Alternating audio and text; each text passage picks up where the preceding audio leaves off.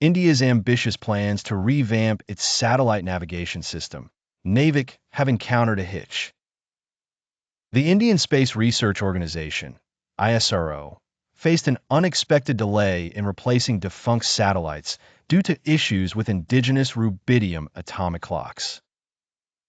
The Navic satellites, integral to India's navigation constellation similar to America's GPS, rely on these rubidium clocks to maintain precise timing. However, the indigenous clocks, central to this technological ambition, are taking longer to procure and manufacture than anticipated. While the overall design is a homegrown success, certain critical components must be sourced from abroad, adding complexity to the procurement process. An ISRO official, speaking on the condition of anonymity, explained how these clocks, designed to ensure precision down to nanoseconds, are vital for the satellite's performance. While there's pride in creating our own design, the dependencies on imported components have led to bottlenecks, the official detailed. The satellite constellation, once complete, promises to significantly enhance communication and navigation services across the Indian subcontinent and beyond.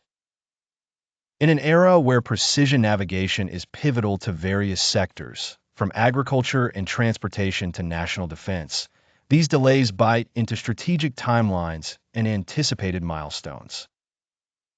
ISRO's technical teams are laboring to work through these challenges, balancing the proud achievement of indigenous technology with the practicalities of international supply chains.